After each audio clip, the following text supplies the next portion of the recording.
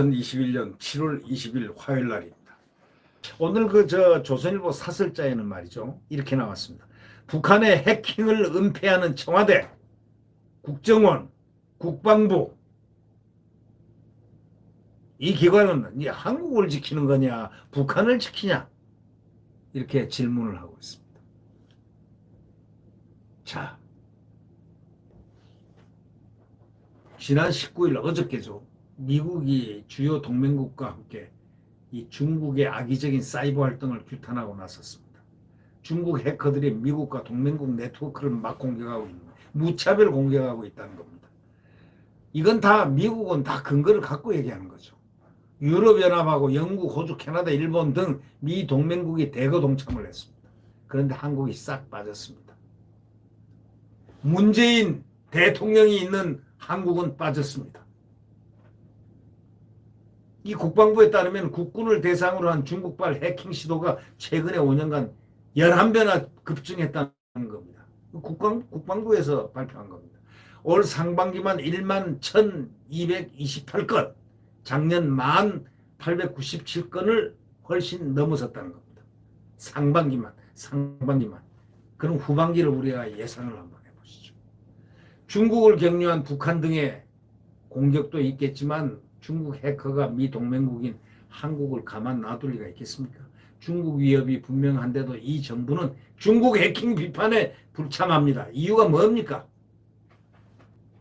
우리 사이버 안보보다 중국이 더 우선입니까?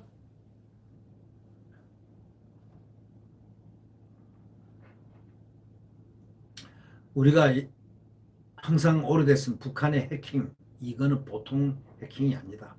지금 우리가 많이 당했지 않습니까? 지금 카이도 당하고 비행기 업체도 당하고 그냥 원자력 연구원도 당하고 그냥 이 엄청난 일들이 있었는데 이게 보통 심각한 겁니까? 원자력 연구원, 핵융합 연구원, 항공우주산업, 항공우주연구원 줄줄이 북추정 해커들한테 뚫렸다고 국정원이 밝힌 바가 있지 않습니까? 원자력 연구원은 열 이틀이나 무방비로 노출됐다는 거 아닙니까? 원전과 핵원료, 그 다음에 핵연료, 전투기, 도면 다 새나가면 우리는 뭐가 됩니까? 우리 안보에 아주 치명상이 될 핵심 기술이 북한에 넘어갔을 수도 있다는 겁니다. 자, 예산이 수십조 원 들어간 국가급 기술인데 북 디도스 공격이 2009년에 있었잖아요.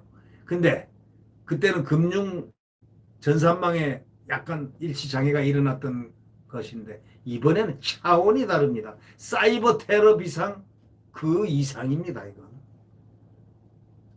그런데도 국정원은 사이버 위기 경보를 5단계 중에 가장 낮은 정상으로 내려놨습니다. 이게 말 됩니까?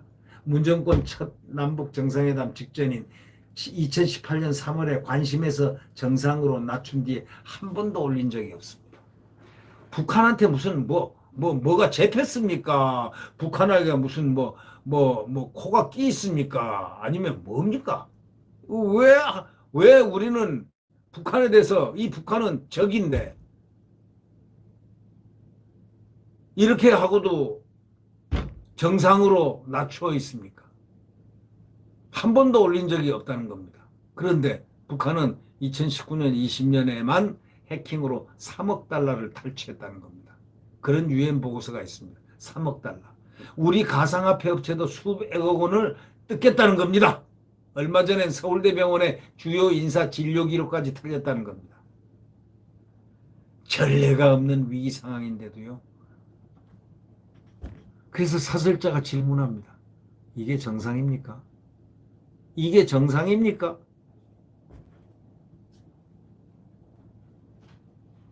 청와대 안보실이 16일 해킹 대책회의를 열었다는데 보도자료에는 북한이란 표현을 전혀 쓰지 않았습니다. 아니 해킹당했다면 해킹을 한 국가가 어디냐? 이것이 주체적으로 나와야 됩니다. 주어가 빠져 있는 겁니다. 국방부는 지난해부터 군 해킹 시도 중에 북한 소행 추정은 0건이라고 야당에 보고했습니다. 0건이라고. 2017년 15건이던 북추정이 2018년에는 남북쇼 이후에 사건 1건으로 계속 줄었다는 겁니다. 이 정권은 2018년 이후 북이 무슨 도발을 해도 숨기고 감싸려 했다는 겁니다. 이제는 북 해킹까지 별일 아닌 것처럼 국민을 속이려 달려든다는 그렇게 표현하고 있습니다. 이 사설자는 이들이 한국을 지키는지 북한을 지키고 있는지 알 수 없을 지경이라고 아주 세게 아주 현실을 슬프게 분노하며 이렇게 외치고 있습니다. 이제는 북 해킹까지 별일 아닌 것처럼 국민을 속이려 한다. 이들이 한국을 지키는지 북한을 지키는지 알 수 없을 지경이다로 끝마무리를 하고 있습니다. 속이 부글부글합니다. 이 부글부글 하다가 뭐 속된 말로 이거 오래 살겠습니까? 대한민국 이거 국민들 평균 수명에 지장이 있는 거 아닙니까? 구독 버튼과 엄지를 눌러주시면 감사하겠습니다.